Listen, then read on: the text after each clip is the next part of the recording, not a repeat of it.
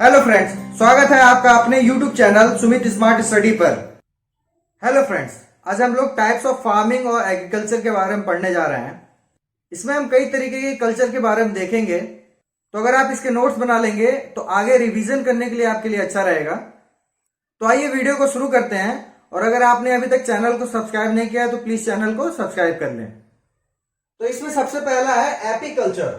ठीक है, देखिए एपीकल्चर जो है वो मधुमक्खी पालन से संबंधित है। ठीक है, जिसको हम बी कीपिंग या बी फार्मिंग भी बोलते हैं। ठीक है, बेसिकली इसका मधुमक्खी पालन जो किया जाता है, मधु निकालने के लिए किया जाता है, ये व्यावसायिक स्तर पर इसकी पालन की जाती है। मतलब बहुत बड़े स्तर पर इसका पालन किया जाता है। देखिए व्यावसायिक स्तर का मतलब ये है कि बिजनेस पर्पस से रिलेटेड ये काम किया जाता है। ठीक है, आइए दूसरा देखते हैं। दूसरा इसमें है सेरीकल्चर। ठीक है, ये देखिए रेशम की कीट पालन के लिए किया जाता है।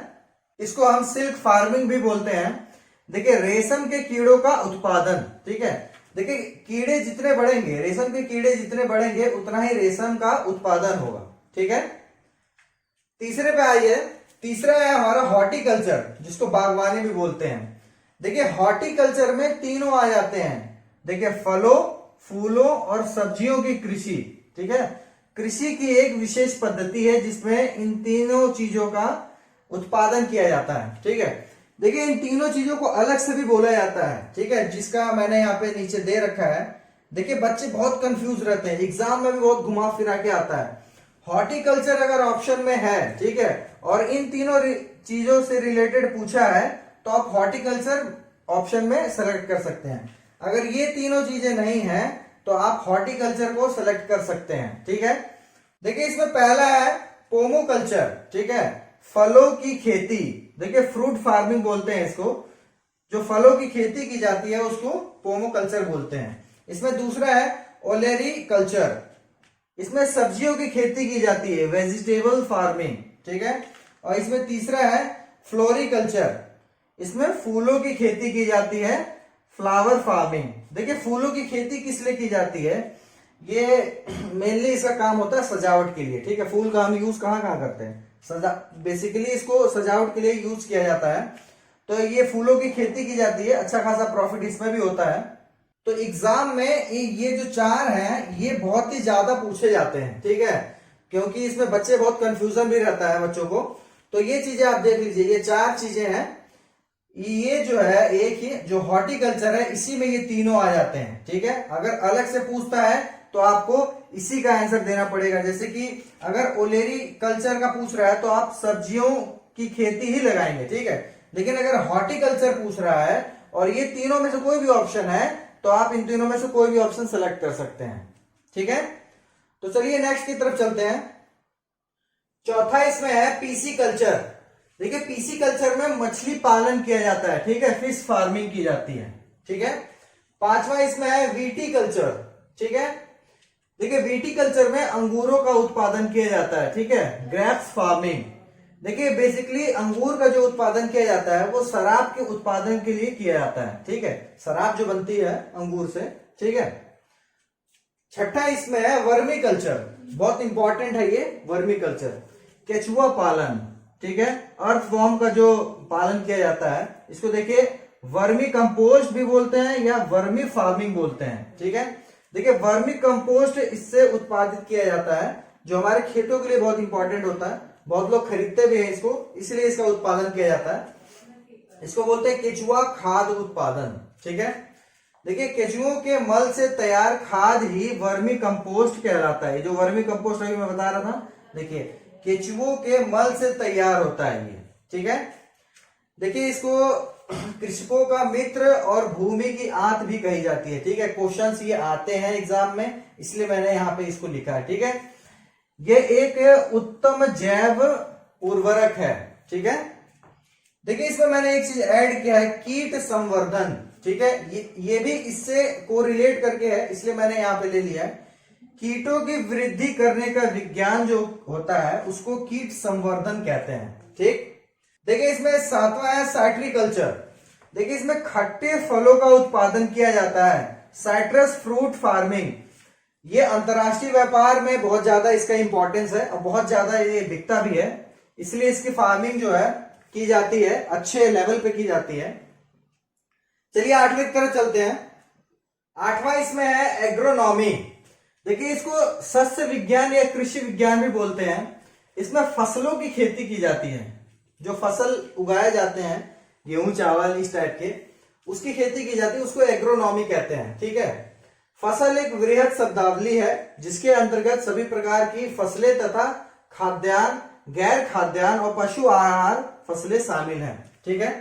अब देखिए फसलों की खेती के अंतर्गत फसल तथा इसके लिए प्रयुक्त मृदा भी शामिल होती हैं। देखिए कोई भी फसल उगाई जाती है, जैसे चावल हो गया या गेहूं हो गया, तो उसके लिए जो मिट्टी होती है उसका बहुत बड़ा उसमें रोल होता है। मिट्टी जितनी उपजाऊ होगी उस फसल के लिए उतना ही उसका प्रोडक्शन ज्यादा रहेगा। ठीक है।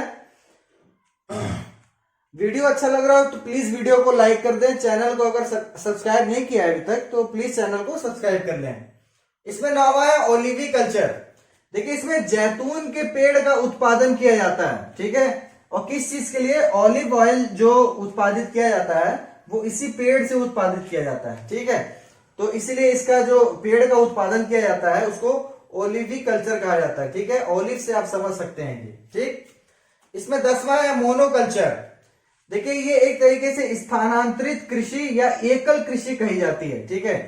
इसका मतलब ये है कि एक समय पे वहां पे एक कृषि मतलब किसी एक फसल की का उत्पादन किया जाता है, उसके बाद फिर कहीं और जाके वो फिर उत्पादन किया जाता है दूसरे फसल का।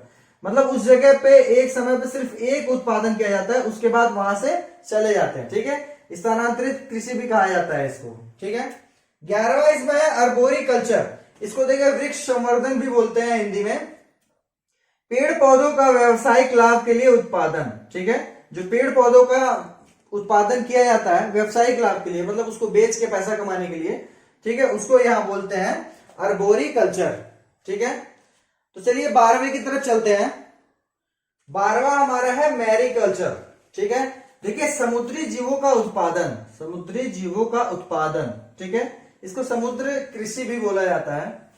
देखिए समुद्र में जो जीवों का उत्पादन किया जाता है, मतलब उनको पाला जाता है, जैसे जाल बिछा करके और उसमें पाला जाता है। क्योंकि समुद्री जीव और जो ये जल कृषि होती है जो यहाँ पे है आपका, ठीक है, एक्वाकल्चर, इसमें डिफरेंस है। समुद्री जीव यहाँ जो आप जल कृषि है इसमें अगर उत्पादन करेंगे तो वो नहीं जी पाएंगे, क्योंकि समुद्र का पानी अलग होता है और हमारे यहाँ जो जलीय पानी होता है इस क्षेत्र में वो अलग होता है। ठीक है। इसमें 13वां है फंगी कल्चर, मतलब इसको मशरूम कल्चर भी बोला जाता है। देखिए कवकों का उत्पादन किया जाता है इसमें। ठीक है। मशरूम फार्मिंग बोली जाती है इसको। मेनली इसका पर्पस क्या होता है, किस लिए उत्पादन किया जाता है? भोजन के लिए, जो मशरूम हम खाते हैं। ठीक। उसके अलावा इसका दवा में भी उपयोग किया जाता है और कई सारी चीजें उससे बनाई जाती हैं। ठीक है। चौथा इसमें है एविकल्चर। देखिए एविकल्चर में पक्षी पालन किया जाता है। ठीक है। पक्षियों को पाला जाता है और उनको व्यावसायिक स्तर पर बेचा जाता है। ठीक है। 15वां इसमें देखिए एनिमल हस्बेंड्री, पशुपालन। ठीक है। मैक्सिमम लोग जानते ही हैं, पशुओं को व्यावसायिक स्तर पर पाला जाता है, ज्यादा पशुओं को पाला जाता है, उससे कई सारी चीजों का निर्माण किया जाता है। बेसिकली इसमें दूध भी मिलता है और उससे कई सारे प्रोडक्ट बनते हैं और भी कई चीजों का इसमें उत्पादन किया जाता है। 16वां हमारा है एक्वाकल्चर। ठीक है। जो मैंने अभी डिफरेंस आपको बताया था, ये देखिए जल कृषि है। ठीक है। एक्वा फार्मिंग, जलीय जीवों का पालन किया जाता है इसमें। ठीक है। उसमें देखिए क्या क्या आ जाते हैं, मछली। देखिए मछली का अलग से भी है, वो मैंने आपको बताया था, और क्रस्टेशियन, मोलास्क, जलीय पौधे, शैवाल और अन्य जीवों की इसमें खेती की जाती है। ठीक है। तो ये कुछ इंपॉर्टेंट फार्मिंग है जो हमारे एग्जाम्स में पूछता है, तो इसके आप नोट्स बना लीजिए और रेगुलर इंटरवल पर इसका आप अगर रिवीजन करेंगे तो ये आप भूल नहीं सकते हैं। ठीक है। एग्जाम में किसी भी तरीके का क्वेश्चन आएगा आप कर ले जाएंगे।